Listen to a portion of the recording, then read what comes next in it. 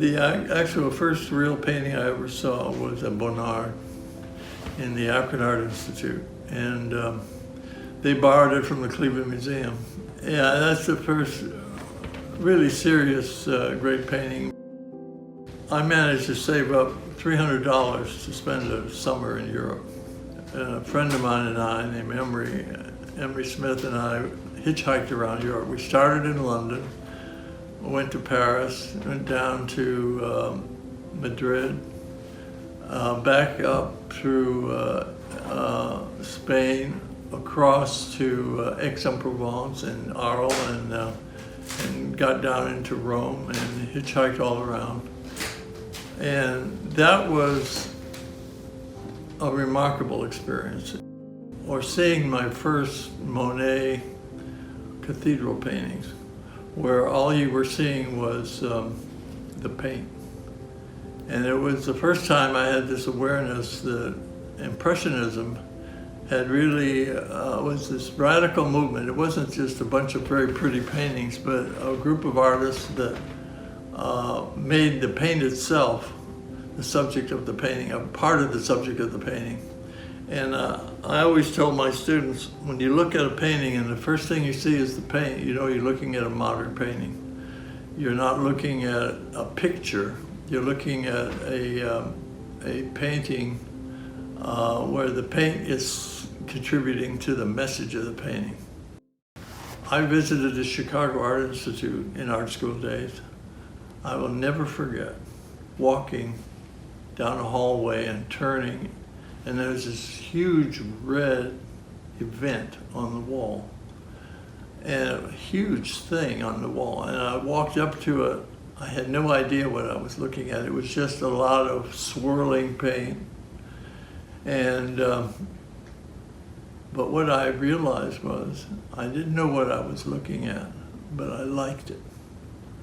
And it made a big impression on me.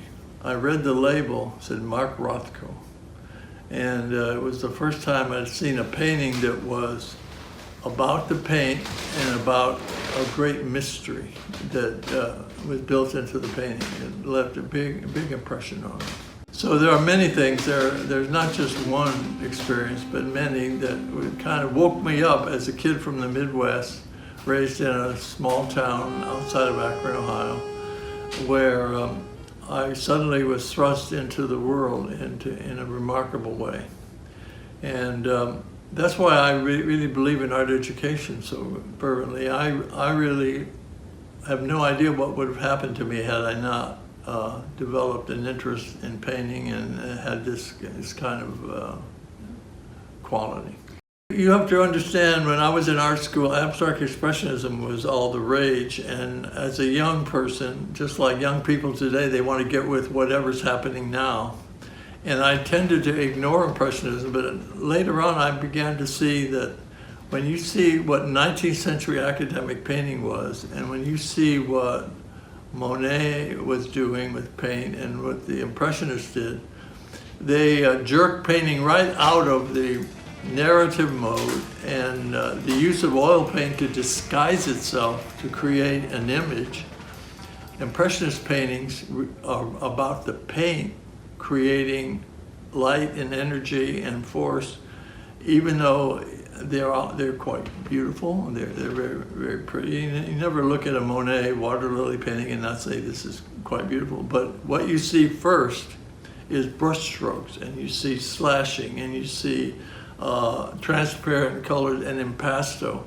And then gradually, oh, this is water, this is a water, this is something in nature. The dawn of modern art really began at that point when artists really insisted that the medium of the paint was equal, if not more important, to the message of the paint than the image was. So storytelling went out the window, and you had artists just enjoying the light, enjoying the texture, enjoying the effect of how the paint built an image. And and I think that still works for me today, that a painting can have a identity built into how the paint is handled, as opposed to the pictorial content of the painting.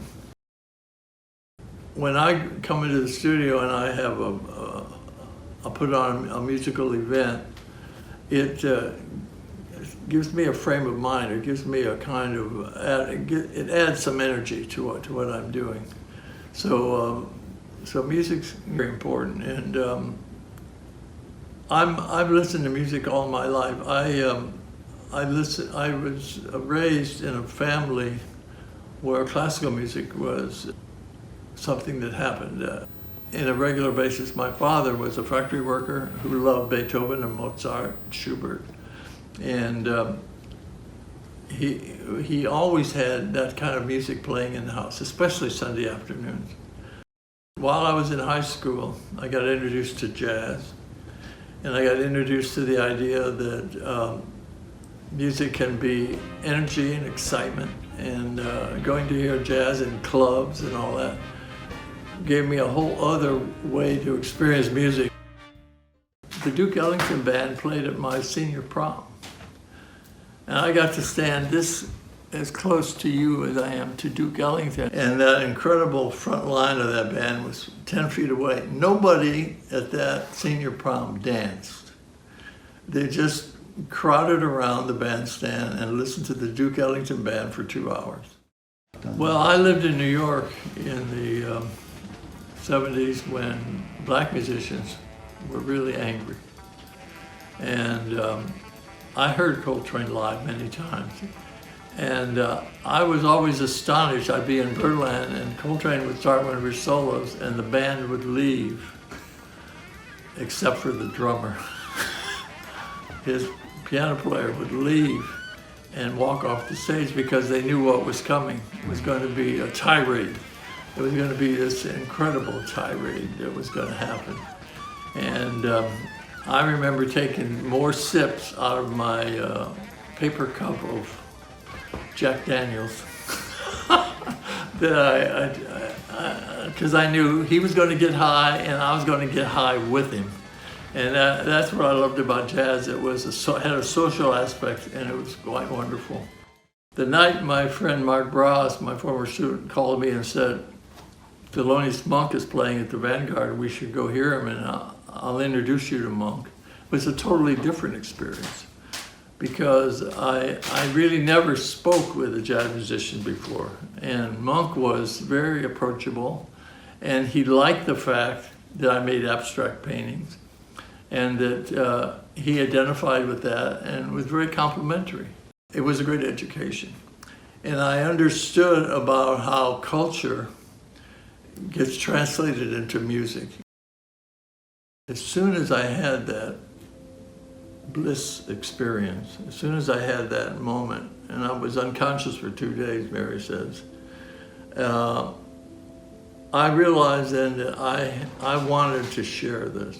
This was not something I wanted to keep inside, because I thought I had passed over. And my thoughts were, I wasn't upset about it. I mean, I was in a place that was very comforting. You have to understand, this was a remarkable thing. Dreams are like this big. This experience in the stroke was like this big. It was immense. It was immense. I was home from the hospital, and you realize I was paralyzed for 5 months. And I couldn't wait to get started. Andrea redesigned my studio so I could work in a wheelchair, and I started making studies within a week of coming home from the hospital. So that they were no longer making paintings. I was trying to testify or give a testament to something I experienced that was quite remarkable. And my neurologist told me that what happened to me was extremely rare. Most people that have strokes are miserable because all they can think about is, when is the next stroke? Is this the beginning of the end? To me, it was the beginning of the beginning. I mean, I still get chills thinking about it. I mean, it was a transcendent experience. And all the years I read Zen poetry and heard about bliss and so forth, I said to myself, I think maybe you just had a taste of it. You just had a taste of bliss. And I felt it was important that I share this idea. And it also got rid of my fear of yellow. I used to tell students, treat yellow with great respect. And if you look at all my paintings before those books called illumination paintings, yellow's surrounded, yellow's contained. In those paintings, yellow bursts out and becomes the whole message of the painting. And Andrea, God bless her, when she saw some of the first paintings, said to me, Dad, when you paint this much yellow, there should be something blue happening in it. And that's when the night skies happened in the, and then I relied a lot on my ideas about deep space and shallow space and how a painting, at least I consider those paintings are not meant to just be looked at, but if people would stand in front of them and give themselves up to the experience, they would be not looking at a picture, but you're looking at something that allows you to have a kind of transformation in front of it. So I went from pictorial space to a kind of space that was to send a message or create a moment of meditation in front of the painting. And that's how I saw them. When I finished all those paintings, I went back and painted them again, stronger. I said to myself, they look good to me, and they're close to my memory of this experience. But in order to communicate this, it's just like if you're a musician, you have to find a form that carries your message in the strongest possible way. I exaggerated the relationships and pushed them a little more so that when they were seen in the gallery, they would have more presence. The reactions I got from some people reinforced that. People that walked up to the paintings and left in a few seconds missed the boat. They don't understand that each one had a different aspect of what this bliss experience was. And I'm glad I made them, and they reinforced what I did times 10. I am an art professor that has a middle class, working class background. Kedves Nagymama, that's a little Hungarian. That means sweet grandmother in Hungarian. Yeah, she was a powerhouse. She was a widow, and my parents lived with her until I was in about the 3rd grade. So I was raised in that house. And I was raised in a family of very strong women. Later on, I understood why I was named Edward. Her son, Edward, my uncle Edward, drowned when he was 13 years old. So when I was born, I was named after an uncle who died in his youth. And I was taken to the cemetery to see my name on a gravestone when I was about 12 years old. And they told me the story that I was carrying forth the name of a uncle who had an unfortunate drowning as a child. And not only that, I learned later on another child drowned trying to save him. I mean, it was an incredible thing. Now, that's the Pramuk side of the family. The Choban side, the Hungarian side, is also very colorful. Both families are immigrant families. My Choban grandmother, Nagymama as I call it, actually, she did things with me that I still flash onto. For example, when I would go to the store with her, you could buy live chickens in those days. You'd go and the butcher would tie a string on the legs of the chicken, and he would hand the chicken to my grandmother. And of course the butcher was Hungarian. And and also I was trained by some of my aunts to get more soup bones at the butcher shop speaking Hungarian to the old butchers and doing little stunts. They would train me to do stunts where I would pretend to be a Hungarian hussar soldier, and I would salute, and then the butcher would put more meat in the package for my grandmother or my Aunt Margaret. And so we lived in a 3-story house. We'd carry the chicken home. We'd go down the basement, which had a drain in the center, a concrete basement, and my grandmother would slaughter the chicken in front of me, slice its throat. And the chicken would run around until it died, and then we would pluck the feathers, and then she would hose the blood down into the drains. And that was my Hungarian grandmother. I mean, she was of the earth. She was, I think, a peasant in Europe, and she never stopped being a peasant. As the Second World War progressed, and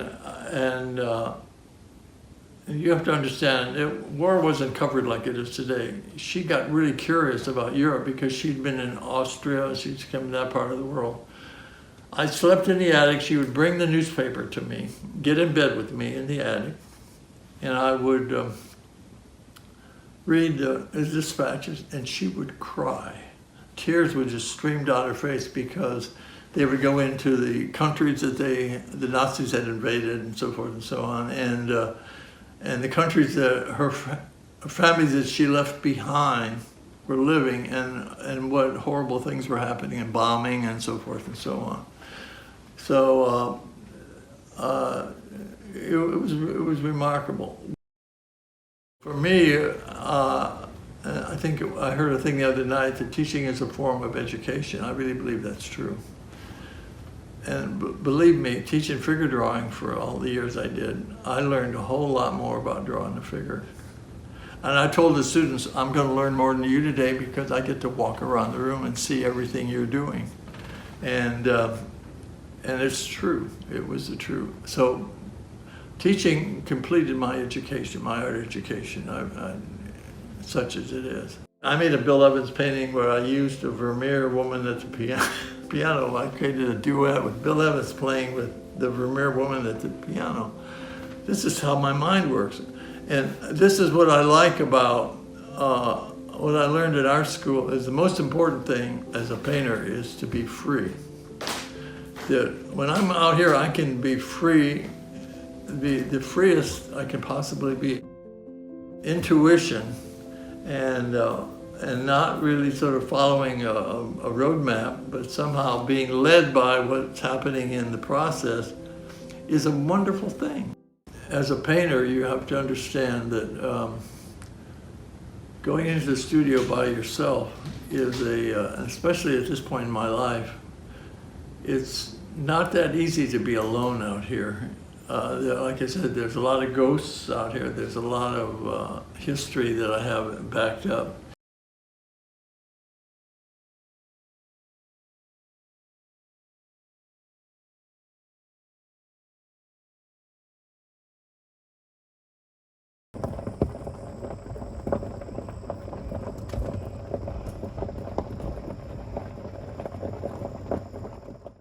I met Mr. Ed Pramuk on one of my art classes and decided I'd rather be a painter than an architect. But I studied architecture for 3 years. As an architecture student, you have to take some drawing classes and you have to take some art electives. And Ed was a drawing teacher at first, and it's his personality that really inspires you more than anything else. But as I looked at his paintings, at that time he was doing those real hard edge architectural looking paintings, you know. So he intrigued me a lot, and the more I talked to him, the more I wanted to be him. He's that persona that he seems to have figured out life and art and music and happiness, and I said, I want to be like him, so I changed majors and studied took as many classes with him as I could.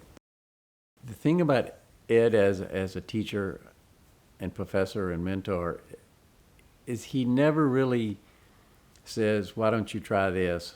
or what if you did this? That's not the way he teaches you. He would come in and look at what I was doing and then start talking about music or some other artistic element. And then he might say a little something about, oh, this is nice right here. But he never really came in and gave instructions. He never came in and said, do this, don't do this. He would just come in and visit and inspire you by talking about great things. He had a way of making learning seamless.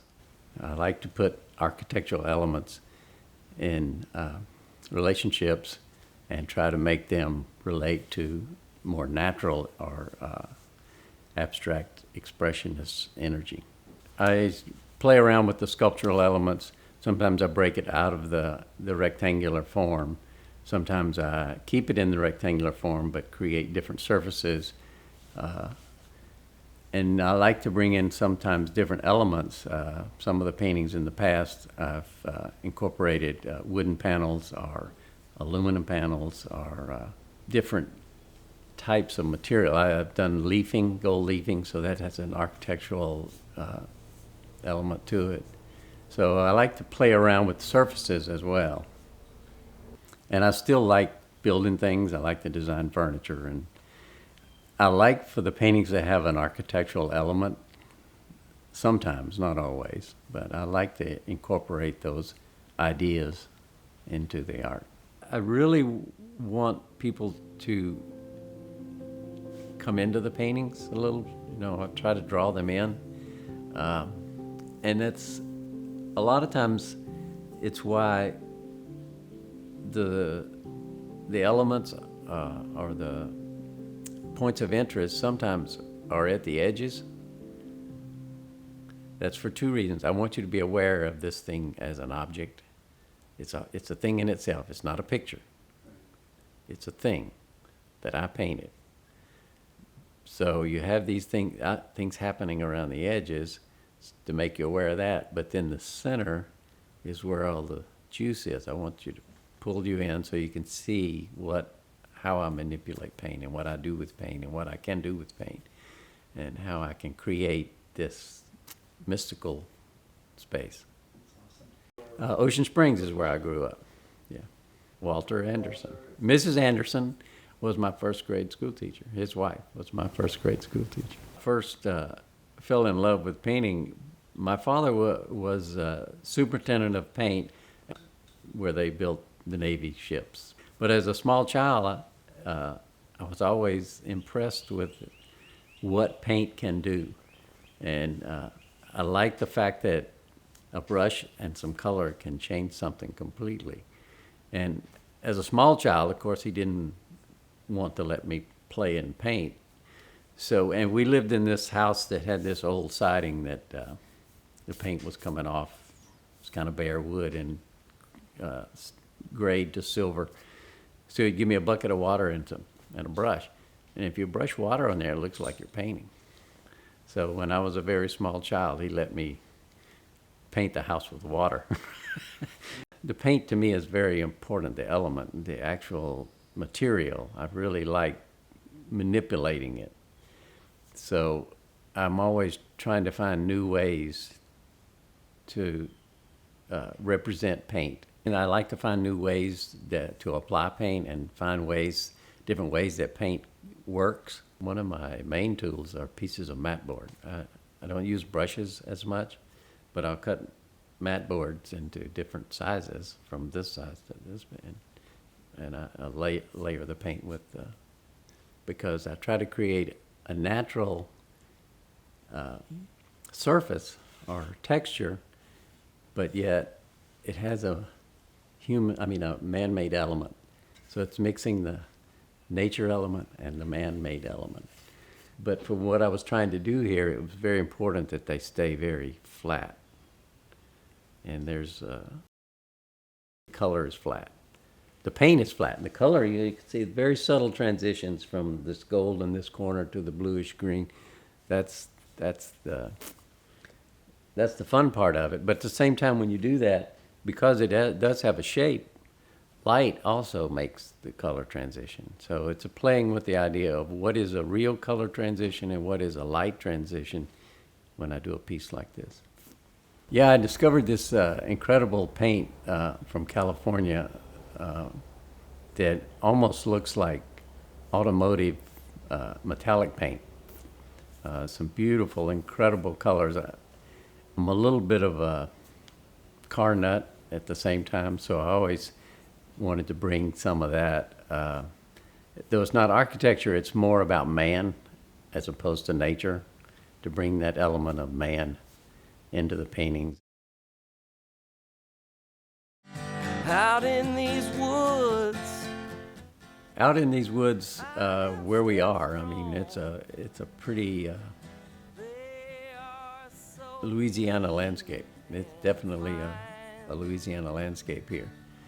But we get some incredible changes in light.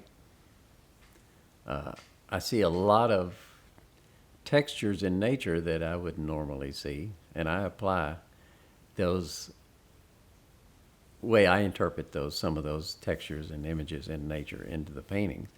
I think that's a very strong influence. But the thing that's most unusual about being here is the kind of light we get at different times under different weather situations. So we have some incredible things that happen. Where these greens, it's very green but at certain times these greens will just turn orange. It just blows your mind what happens with the light sometimes.